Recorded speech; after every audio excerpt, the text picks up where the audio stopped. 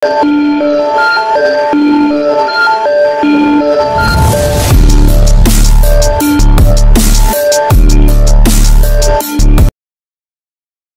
tamu Luohi, tolong persiapkan dirimu, kata roh tua itu dengan sedikit senyum sebelum dia menghilang ke udara tipis. Pada saat yang sama, sejumlah besar informasi tentang warisan dan sumber daya di ruang yang kacau menghilang, hanya menyisakan cahaya kabur yang menyelimuti Luo Feng, mengirimkan banyak informasi tentang kesengsaraan pertama dari 8 bentuk kehidupan kesengsaraan. Semburan informasi terus mengalir ke dalam ingatan Luo Feng. Bahkan dengan jiwanya yang kuat, butuh waktu lama baginya untuk menyerapnya sepenuhnya.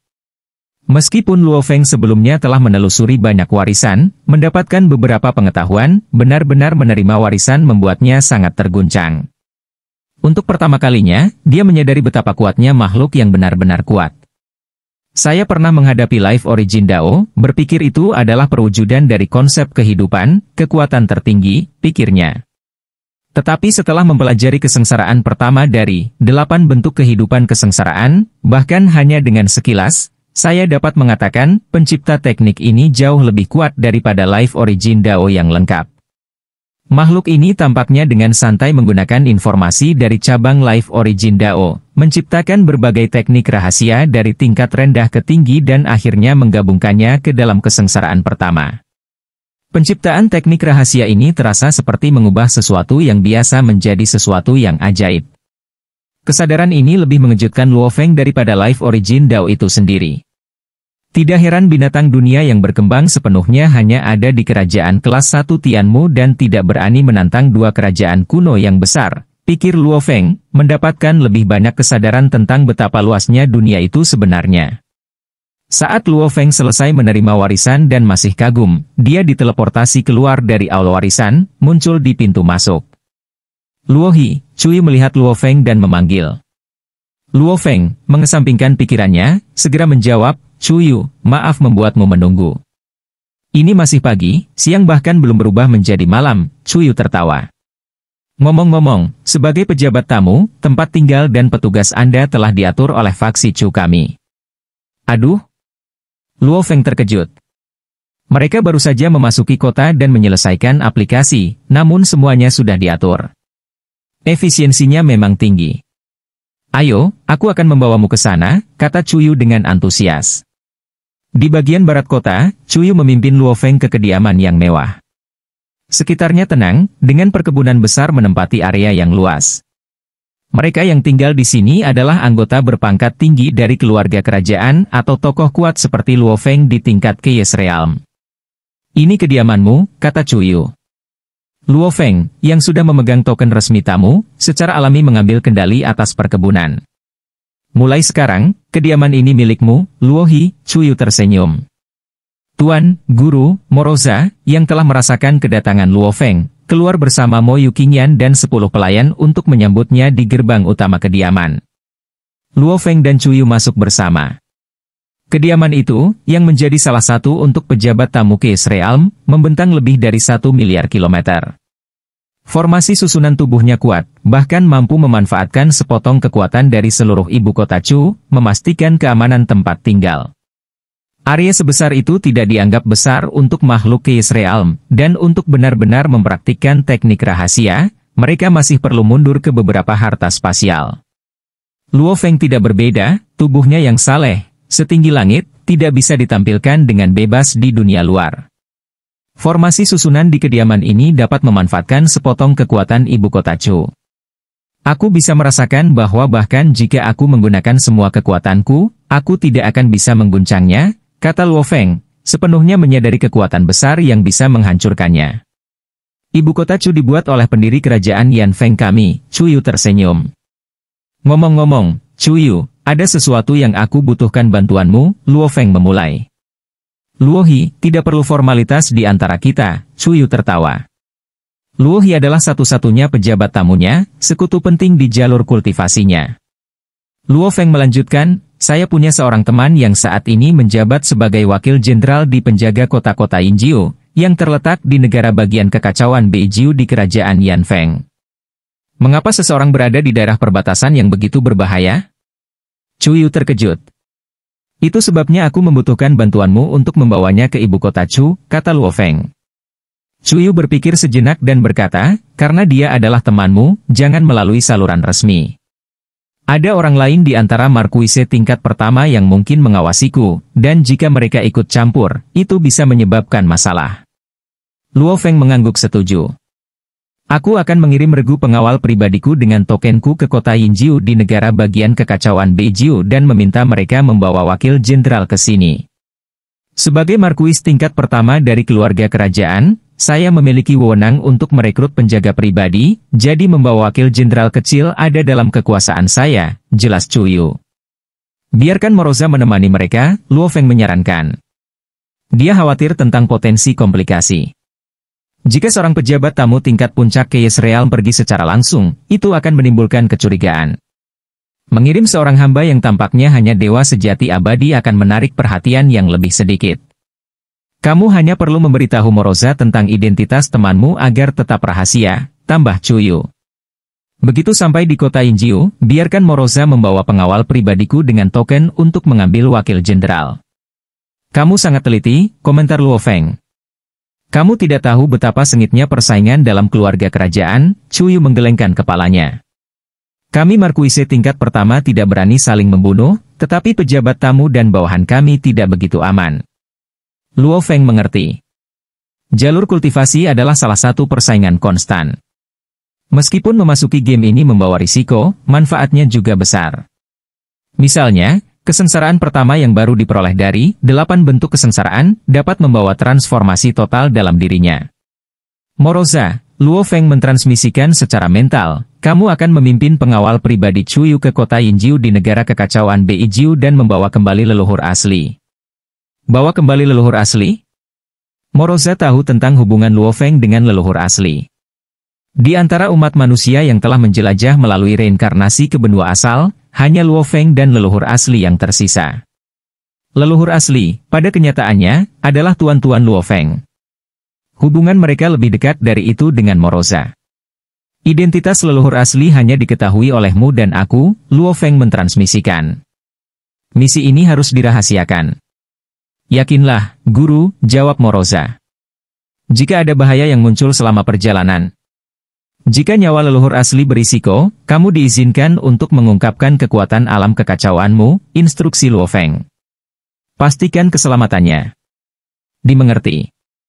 Aku akan menyembunyikan leluhur asli di dalam harta karun spasial dan hanya mengungkapkan kekuatanku jika benar-benar perlu, Moroza menegaskan. Di kerajaan Yan Feng, dia selalu berhati-hati, menunggu waktu yang tepat ketika mengungkapkan kekuatan alam kekacauannya tidak akan menarik terlalu banyak perhatian. Hari itu juga, Moroza memimpin regu pengawal pribadi Chu Yu, diam-diam meninggalkan ibu kota Chu dengan kapal terbang kecil. Meskipun kapal itu cepat, masih membutuhkan waktu 5 hari untuk mencapai negara bagian kekacauan Beijiu. Setelah memberitahu leluhur asli, Luo Feng memulai kultivasi terpencilnya malam itu. Di dalam ruangan yang tenang, berdiri menara bintang, dan di dalam ruangnya yang luas, Luo Feng mulai memahami kesengsaraan pertama yang baru diperoleh dari 8 kesengsaraan bentuk kehidupan. Aku di masa lalu bodoh, Luo Feng merenung. Warisan ini benar-benar mengungkapkan sifat dunia sangkar dan bahkan mengisyaratkan apa yang ada di luar. Ini seperti menjadi manusia pertama yang melihat bintang-bintang, menyadari betapa luasnya alam semesta. Wilayah luas yang diatur oleh aturan tertinggi, termasuk benua asal dan 3.000 alam semesta asli di sekitarnya, semuanya milik dunia kandang.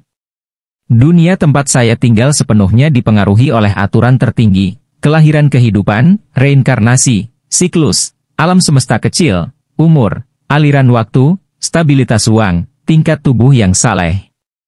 Semuanya ditentukan oleh aturan tertinggi.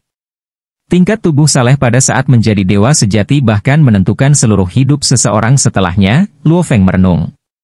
Jika seseorang menjadi dewa sejati dengan tubuh dewa tak terbatas, mereka akan mempertahankan bentuk itu sebagai dewa sejati kosong, dewa sejati abadi, makhluk alam kekacauan, dan bahkan raja dewa. Hal yang sama berlaku untuk mereka yang memiliki tubuh ilahi yang sempurna. Ukuran tubuh saleh, cadangan kekuatan ilahi, tubuh dewa tak terbatas dapat berubah ukuran sesuka hati. Tubuh duaku yang sempurna, meskipun lebih besar dan lebih halus dalam kekuatan ilahi, juga memiliki kemampuan, tidak berbentuk dan tidak berbentuk, Luo Feng memikirkan.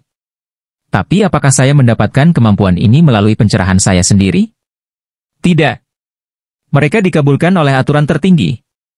Aturan tertinggi memungkinkan tinggi maksimum tubuh salehmu. Aturan tertinggi memberi Anda kemampuan tak berbentuk dan tak berbentuk. Aturan tertinggi memastikan bahwa alam semesta kecil pembudidaya benua asal ada di langit berbintang. Semuanya diatur oleh aturan. Tidak berbentuk dan tidak berbentuk bukanlah kemampuan yang saya pahami sendiri, itu diberikan oleh aturan tertinggi, pikir Luo Feng. Tapi menurut 8 bentuk kesengsaraan, pembangkit tenaga listrik sejati dimulai di dalam dunia kandang, menarik pengetahuan darinya, dan kemudian menerobos sangkar. Semua kekuatan mereka menjadi milik mereka sendiri. Mereka yang menerobos kandang benar-benar dapat mengatakan bahwa kekuatan mereka tidak berasal dari aturan tertinggi tetapi dari Dao yang telah mereka kuasai. Luo Feng, yang pernah membanggakan dirinya dengan tubuh dewa sempurna dan kemampuan tak berbentuk dan tidak berbentuk, sekarang melihat hal-hal secara berbeda. Di mata pencipta warisan ini, semua pembudidaya di dalam kandang belum membebaskan diri dari aturan tertinggi. Kandang dapat dipahami dengan dua cara. Salah satunya adalah kandang fisik, penghalang yang secara langsung melindungi semua makhluk. Yang lainnya adalah kandang aturan tertinggi. Hanya dengan menerobos semua kandang dan berjalan di jalan, semua kekuatan berasal dari dalam, seseorang dapat benar-benar memulai jalan Dao Agung. Warisan, 8 kesengsaraan bentuk kehidupan, sudah sangat luar biasa. Seberapa kuat warisan mahal lainnya? Luo Feng bertanya-tanya. Penguasa Huyang dan penguasa kerajaan Si sama-sama pejabat tamu kerajaan Yan Feng, dan mereka pasti memiliki akses ke beberapa warisan yang tangguh. Memperoleh warisan adalah satu hal, tetapi mengolahnya secara maksimal adalah hal lain. Dulu saya agak sombong. Membalas dendam tuanku bukanlah tugas yang mudah, Luo Feng mengakui. Semakin banyak dia belajar, semakin rendah hati dia. Setelah menyaksikan berbagai warisan, terutama beberapa teknik menakutkan yang melibatkan penggunaan kekuatan dan bahan primal, Luo Feng tahu bahwa bahkan kemampuan bertahan hidupnya dengan kesengsaraan pertama dari 8 kesengsaraan bentuk kehidupan, akan pucat dibandingkan dengan beberapa raja dewa kuno. Tuanku, tamu gunung duduk, pasti memiliki cara luar biasa untuk melarikan diri dari pengejaran 3 raja kerajaan Si, Luo Feng merenung, sekarang dengan pemahaman yang lebih akurat tentang kekuatan sebenarnya tuannya. Saat ini, dia masih jauh dari menandingi tuannya. Luo Feng kemudian mengesampingkan semua pikiran lain dan fokus pada kultivasi mendalam dari warisan ini. Di bagian utara kerajaan Yan Feng, di dalam negara kekacauan Beijio, terletak kota Yinjiao. Kota Yinjiao, sebagai kota besar kelas 3 di kerajaan Yan Feng, ukurannya sebanding dengan kota Huyang. Kekuatan yang ditempatkan di sini jauh melampaui kota-kota di negara-negara pinggiran. Kekuatan militer dari satu kota ini saja dapat dengan mudah menyapu seluruh negara kekacauan Jiujiang dan Liuyin. Menurut Luo Feng, pelayannya Morosa harus tiba di kota Yinjiao hari ini. Leluhur asli duduk di ruangan tingkat tinggi di sebuah kedai umum di kota, minum sendirian saat dia mengamati dunia luar. Sebagai wakil jenderal penjaga kota, dia secara khusus mengambil cuti. Penjaga kota memiliki 2 shift, memungkinkan rotasi, karena kultivasi terkadang membutuhkan pengasingan yang lama. Dengan leluhur asli cuti, wakil jenderal lainnya menangani tugas. Tuhan, petugas kedai dengan hormat menyajikan beberapa makanan lezat, menunjukkan sikap yang sangat rendah hati. Dewa sejati abadi, dan wakil jenderal penjaga kota pada saat itu, bukanlah seseorang yang mampu disinggung oleh kedai biasa ini. Leluhur asli menyesap anggurnya dan dengan sabar menunggu. Tiba-tiba, aura menakutkan menyebar dari kejauhan. Leluhur asli mendongak untuk melihat seorang pemuda mengendarai binatang ular, terbang melalui kota Yinjiao. Di belakangnya, beberapa penjaga pribadi mengikuti dengan kapal terbang. Itu putra kedua komandan, Jenderal Yu, leluhur asli mengenali. Pemuda ini adalah sosok yang paling sembrono dan sombong di seluruh kota. Kota itu berada di bawah perlindungan pejabat tamu Keis Realm, yang bertanggung jawab untuk menjaga kota perbatasan ini. Dia memiliki 2 putra, yang tertua magang kepada seorang raja dewa, sementara yang lebih muda disimpan di sisinya. Ini adalah binatang alam kekacauan, dikendalikan oleh teknik rahasia.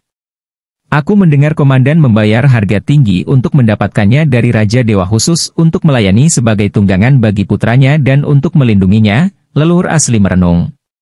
Binatang Chaos Realm yang digunakan sebagai tunggangan sudah cukup untuk membuat dewa sejati abadi di kota Iri, meskipun tidak ada yang berani memprovokasi Jenderal Muda Yu ini, mengingat deretan harta pelindung yang menakutkan yang dibawanya, termasuk tunggangannya.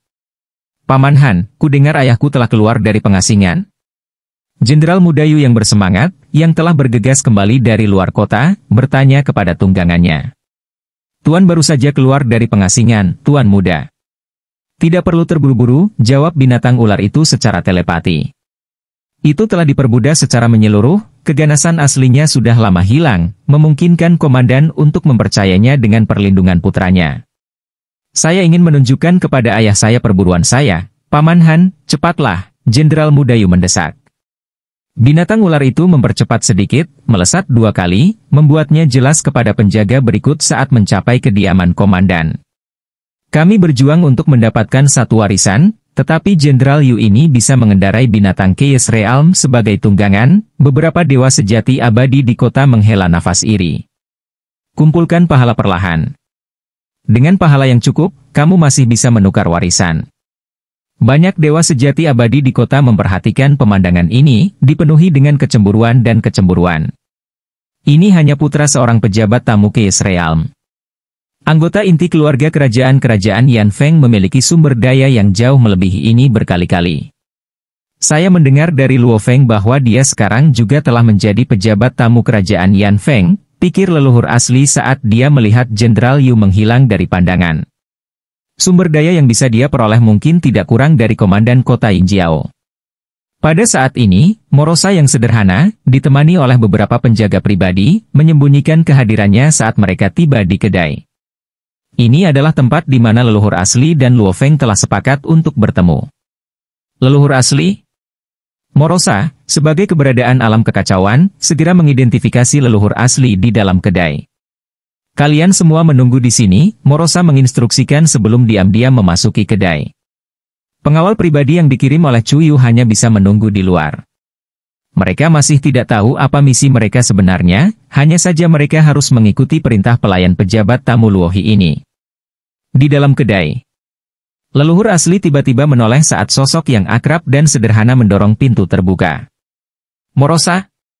Leluhur asli segera mengenalinya, Luo Feng sudah menggambarkan penampilan Morosa secara rinci. Wakil Jenderal Yuan.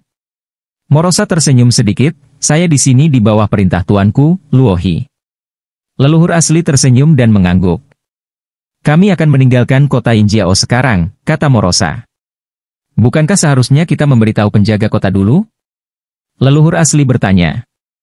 Semakin sedikit keributan, semakin baik. Adapun serah terima semuanya akan diatur dengan baik, jawab Morosa. Morosa percaya dia sangat berhati-hati dengan misi ini, bahkan menjaga penjaga pribadi dalam kegelapan tentang tujuan akhir.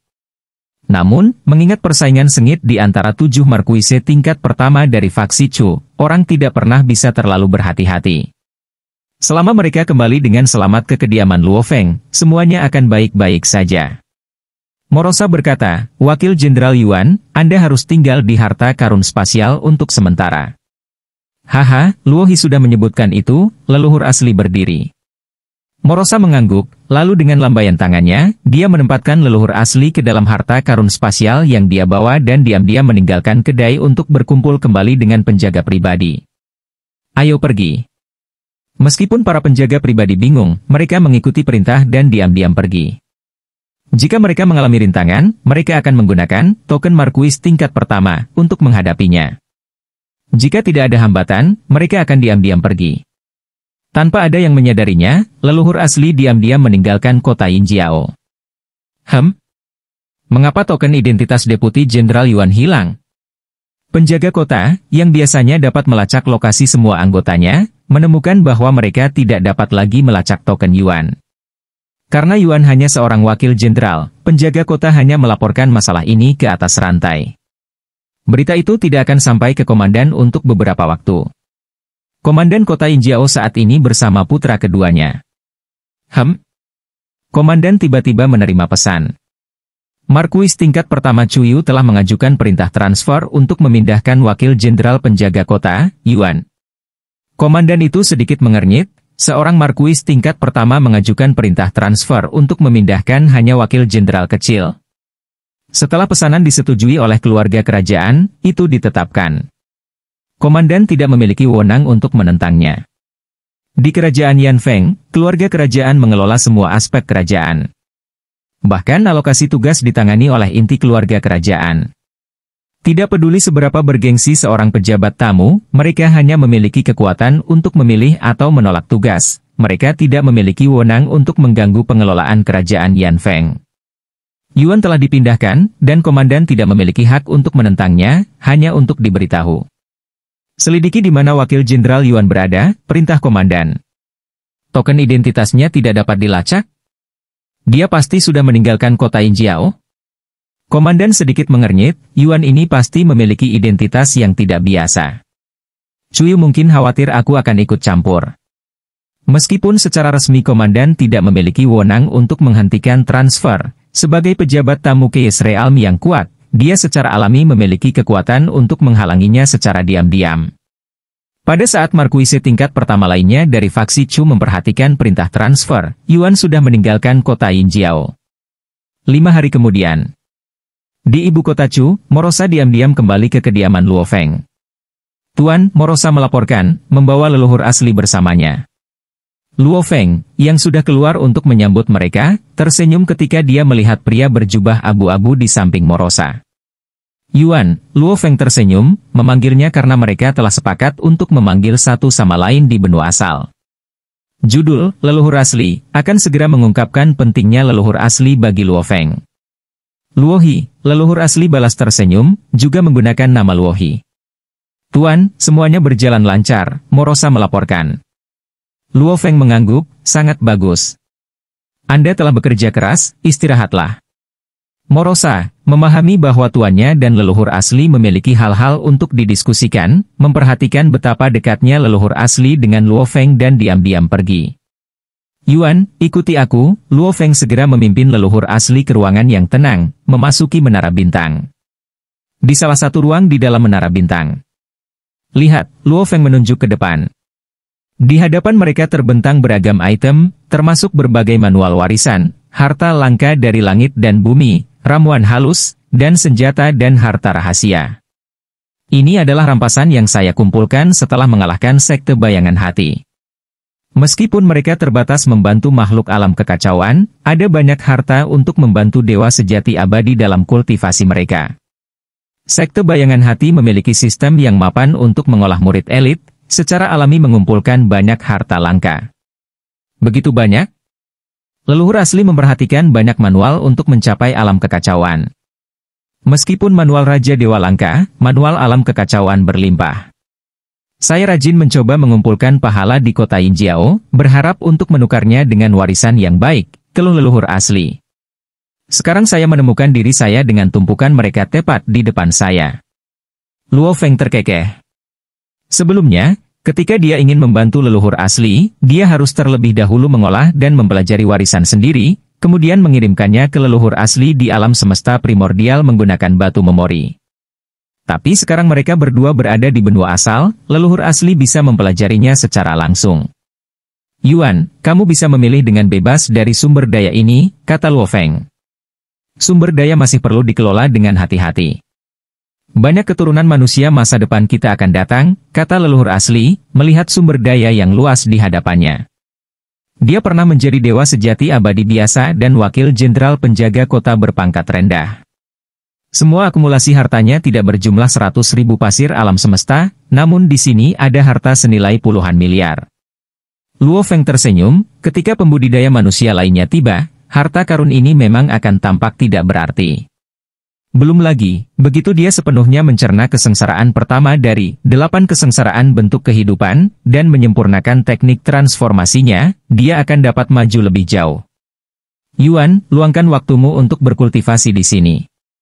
Beritahu saya jika Anda harus pergi, kata Luo Feng. Silakan, sibuklah, leluhur asli, sekarang penuh tekad, menjawab, karena dia sekarang bisa sepenuhnya fokus menjelajahi warisan dan sumber daya ini. Luo Feng mengangguk dan menghilang, kembali ke ruangnya sendiri di dalam menara bintang. Luo Feng telah menghentikan kultivasinya untuk bertemu dengan leluhur asli. Sekarang, ia melanjutkan studinya tentang kesengsaraan pertama dari 8 bentuk kesengsaraan, khususnya, bab tentang esensi rohani kehidupan. Sebelumnya, Luo Feng telah mempelajari makhluk alam kekacauan dan mempelajari penggunaan dasar esensi kehidupan. Namun, bab tentang esensi spiritual kehidupan, mendokumentasikan semua misteri esensi kehidupan dan mencakup banyak teknik rahasia untuk penggunaannya. Luo Feng tidak terburu-buru untuk menyempurnakan teknik transformasinya, melainkan fokus pada pembelajaran perlahan dan mengumpulkan pengetahuan.